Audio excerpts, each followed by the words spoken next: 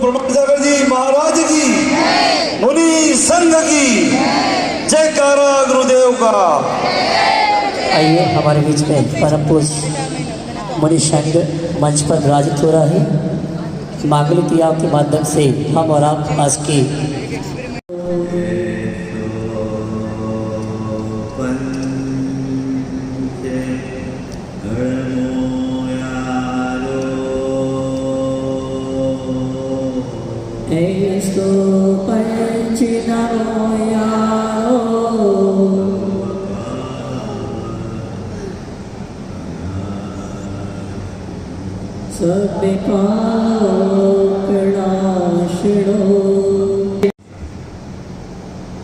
हम लोगों ने बचपन से एक कहावत सुनी, संतोषी सदा सुखी। तो इसे पलटकर हम ऐसा भी कह सकते हैं, असंतोषी सदा दुखी।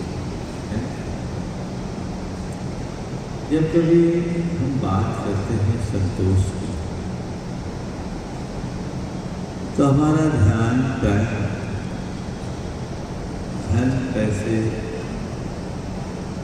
की लालसा पर चला जाता है।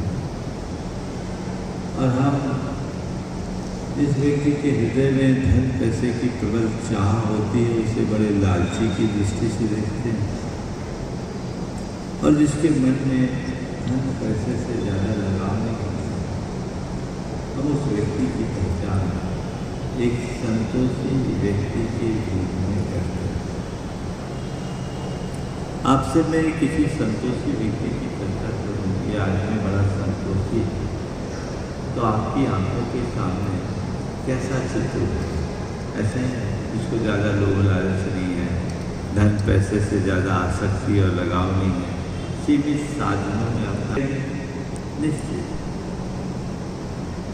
संतोषी व्यक्ति के जीवन में ये बातें होती है। लेकिन संतोषी होने का मतलब तो केवल धन पैसे से दूर रहना नहीं है। संतोषी होने का असल मतलब अपनी स्थिति में प्रसन्न रहना, हर हाल में मस्त रहना, अपने जीवन और जीवन की व्यवस्थाओं में किसी प्रकार की शिकायत का न होना। ये संतुष्ट व्यक्ति की पहचान है। और जब तक हमारे अंदर ऐसी संतुष्टि नहीं होती, जीवन का मजा नहीं आता। और जिसके हृदय में ये संतुष्टि होती, उससे ज़्यादा किसी को मजा नहीं आता। अपने अंतर मन में उतर करके देखिए, क्या आवाज आती है। कुछ पल के लिए अपनी आंखें बंद कर, सभी लोग एक प्रयोग, अपनी आंखों को कुछ पल के लिए बंद करके देखिए, और जो मैं कह रहा हूँ वैसा विचार कीजिए। आंखें बंद कीजिए। क्या आप अपने जीवन से पूरी तरह संतुष्ट हैं? अपने मन में सवाल कीजिए, झांकिए, क्या मैं अपने जीवन से, अपने जीवन की व्यवस्थाओं से संतुष्ट हूँ? क्या मेरे मन में कोई शिकायतें नहीं हैं? किसी से मुझे कोई शिकायत नहीं है? मैं अपनी स्थिति में प्रसन्न हूँ, खुश हूँ? क्या उत्तर है? बोलो। नहीं है, नहीं है। सवाल क्यों नहीं? क्यों नहीं? अब तक मैंने जो चाहा उसे पाया। पाया कि नहीं पाया? सबने पाया। धन पैसा चाहा, व्यापार चाहा, कारोबार चाहा, घर मकान चाहा, बच्चे चाहे, बच्चों का घर बसाया, ब्याह संबंध किया, समाज में पहचान बनाई, सब कुछ तो पाया, इन सब के साथ संतोष भी चाहा कि नहीं, खुशी भी चाहिए कि नहीं, चाहिए कि नहीं चाहिए? खुशी क्यों गायब हो गई? खुशी क्यों नहीं पाए? बोलो, वो खुशी क्यों नहीं? सब कुछ मन चाहा होने के बाद भी मन में शिकायतें क्यों? ये सवाल अपने मन से कभी किया? बोलिए, थोड़ा नीचे आता हूं, क्या शिकायत है और किससे शिकायत है? ये क्या क्या शिकायत है? एक कागज, मुझे समाज से शिकायत है, मुझे अपने व्यापार से शिकायत है, मुझे अपने स्वास्थ्य से शिकायत है, और कई लोगों को तो खुद से शिकायत है ना? क्या क्या निकलेगा? आप काम कीजिए। देखिए, जीवन को यदि आप बदलना चाहते हैं और सदाबहार खुश रखना चाहते हैं, तो जो बातें मैं आपको बताऊं उस पर पूरा एक एक्सरसाइज कीजिए। आने वाले दिनों में मैं 1 सप्ताह का एक ऐसा प्रोग्राम करूंगा जो पूरी तरह ट्रांसफॉर्मेशन का प्रोग्राम, जिसमें मैं आपसे प्रवचन के साथ कुछ एक्सरसाइज भी कराने की कोशिश करूं। वो एक्सरसाइज जिससे आप अपना एनालिसिस कर सके, अपना अंतर विश्लेषण कर सके और अपने अंतर मन में झांक कर अपने भीतर के कूड़े कचरे को साफ कर सके और स्वच्छ जीवन जी सके। स्वच्छ शहर में रहने का सौभाग्य तो आपको मिल गया, स्वच्छ जीवन जीने का भी सुयोग मिलना चाहिए। और मैं आपसे कहता हूं, स्वच्छ जीवन जीने का सुयोग भी आपको मिल गया, बस आपको केवल उसका प्रयोग करना चाहिए। पर देखिएगा तो जो आपकी शिकायतें हैं, जो आपकी असंतुष्टि है, जिसके कारण आप अंतर में दुखी और परेशान हैं, हर पल आपके मन में खिन्नता और क्षोभ प्रकट होता है, उसकी वजह क्या है? उसकी 4 वजह है, जिस पर आज मैं आप सबसे चर्चा करूं। सबसे पहली बात,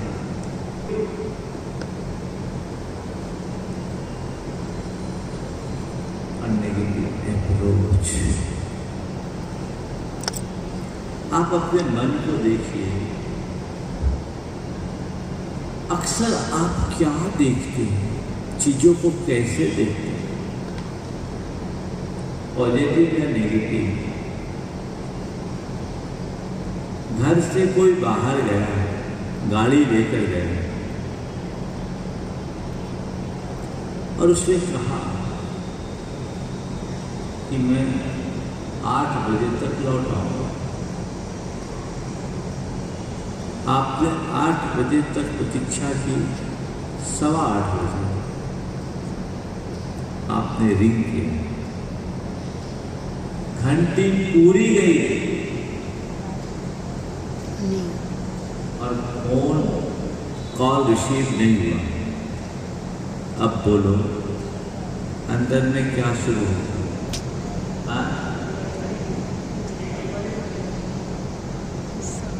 वहां कॉल रिसीव नहीं हुई, भीतर कौन सी बेल बजने लगी? क्या कुछ हो तो नहीं गया? यही आएगा ना, कुछ गड़बड़ तो नहीं हो गया?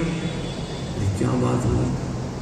फिर लगा कॉल, फिर कॉल पर कॉल, फिर कॉल पर कॉल, फिर कॉल पर, कोई रिस्पॉन्स नहीं। कुछ आज पूछो क्यों भाई उसको देखो कि कहाँ तो बन गया था कि नहीं, आप परेशान होगे कि नहीं?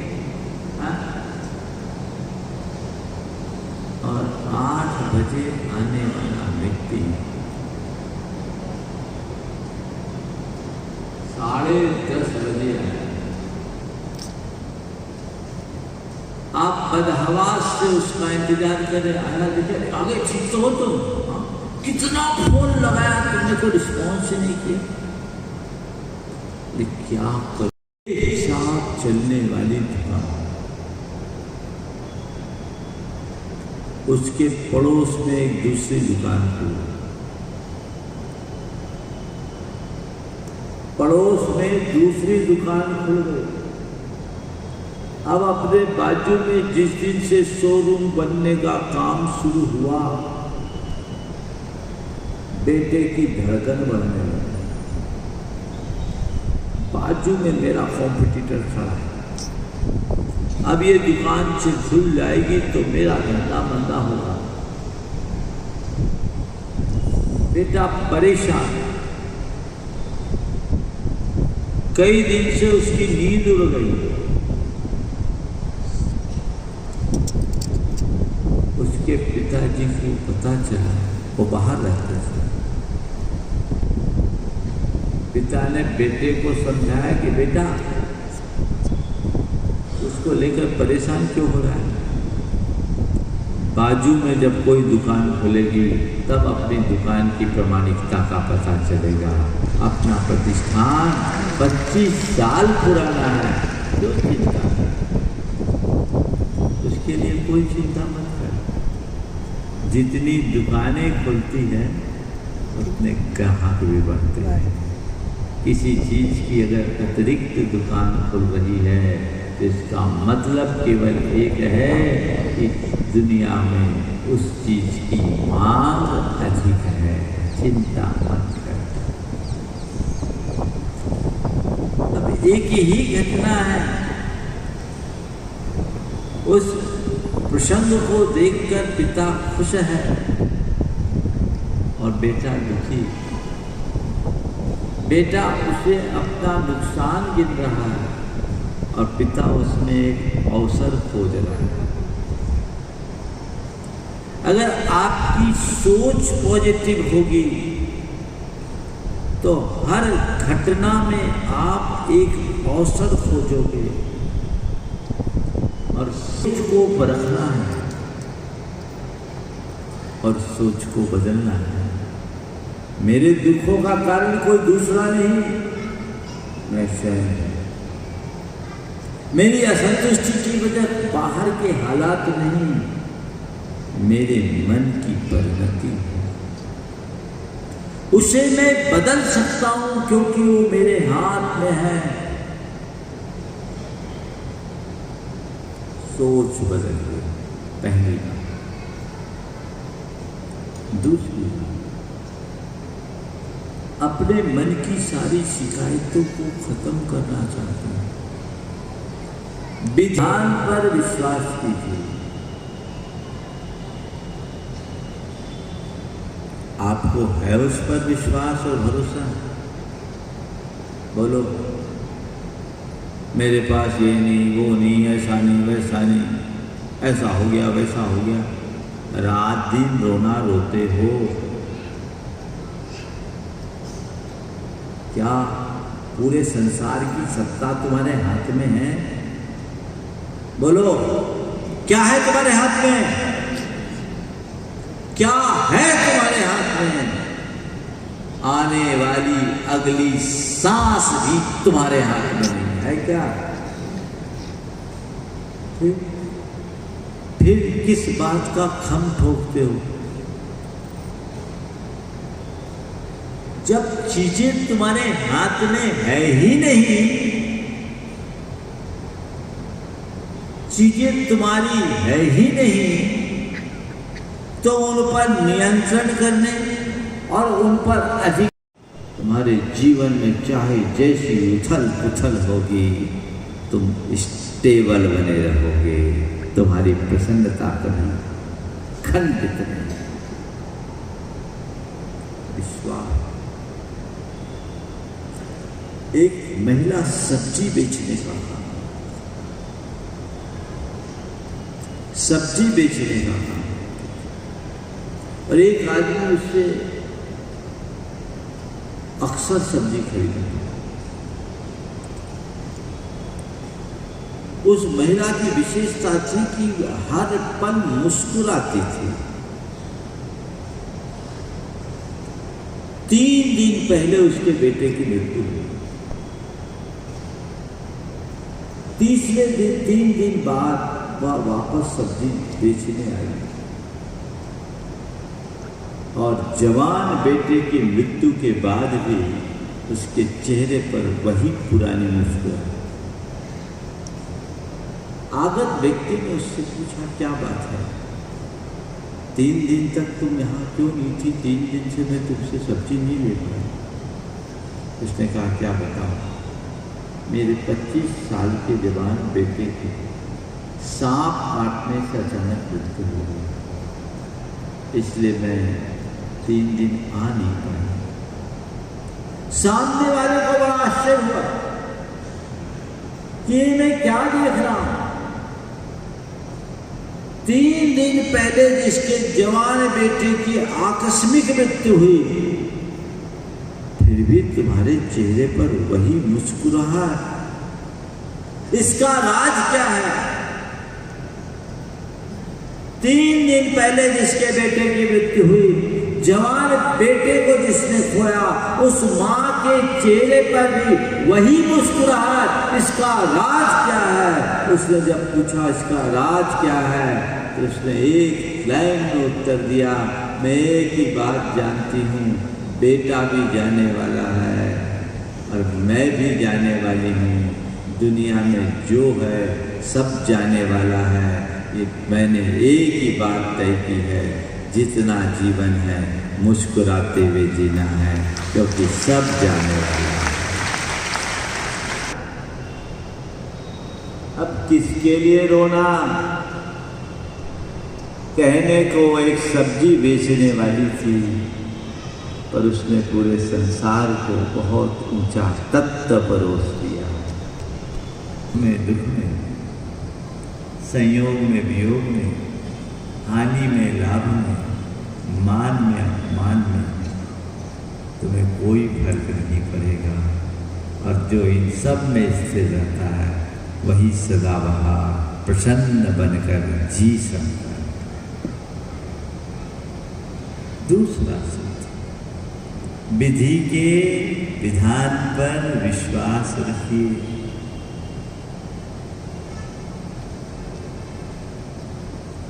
गाढ़ विश्वास, पक्का विश्वास आपके जीवन में एक नया रंग घोलेगा, इसे आपको अपने अंदर जागृत करना। तीसरी बात, वर्तमान में जीना सीखिए।